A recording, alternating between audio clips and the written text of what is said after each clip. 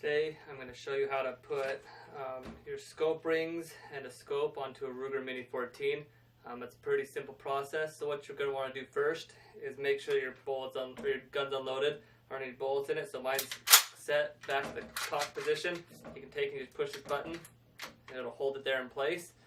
The next thing you're going to do, these are actual Ruger Mini 14 scope mounts. They have a little tab on the underside of them. So what you do is you take that tab, and on top of your Ruger Mini 14, there's going to be little teeny slots that you can take and put those in. So you're going to take, and you're just going to set them on there. You might have to unscrew them a little bit and get them so they set down on there. And then you can just tighten it up so that it's about finger tight.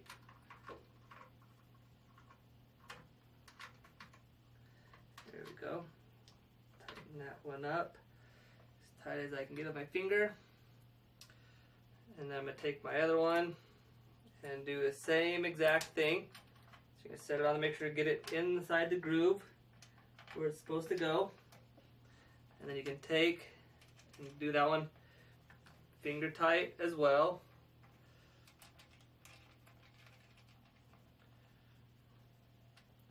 Alright, so there we go, so it's pretty tight. Now here I've got some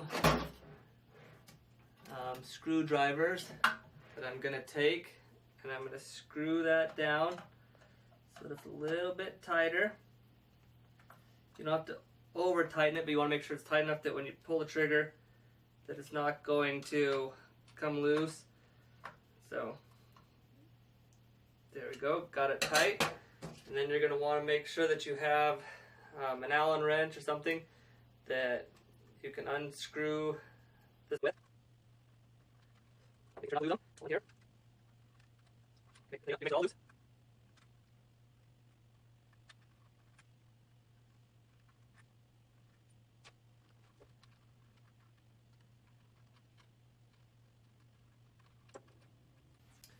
So I've got the tops off.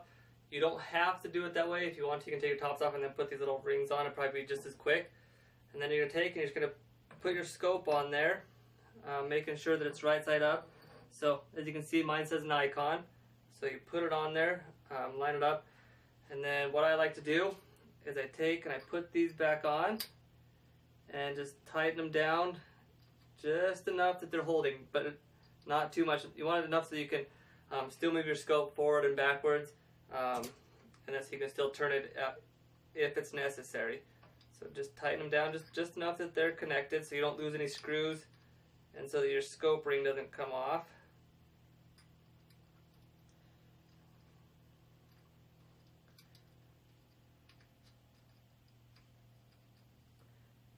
Okay, I've got my first one so you can see it still moves pretty easy. Take, and then you're going to put your other scope ring on, doing the same thing. And the reason why you're doing this is because each shooter is going to be a little bit different. You're going to want the scope closer or farther to your eye depending on how big or small you are.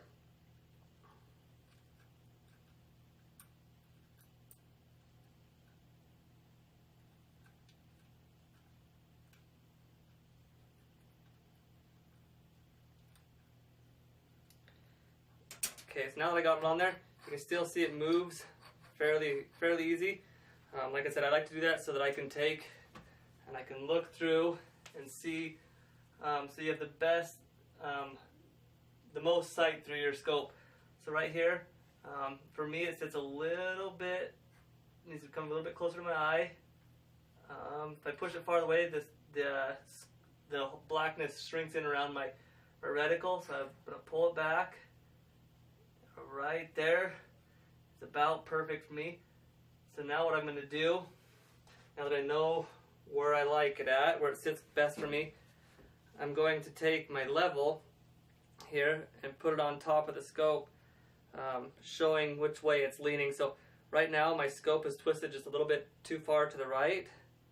So all I'm going to do is twist this just a teeny bit and then put my level back on.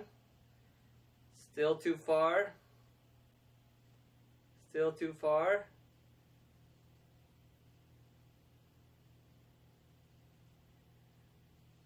And there we go.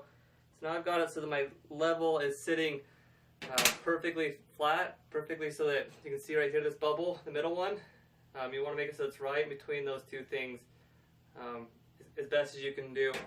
And then what I'm going to take and do is I'm just going to tighten down all my screws so that it sits firm.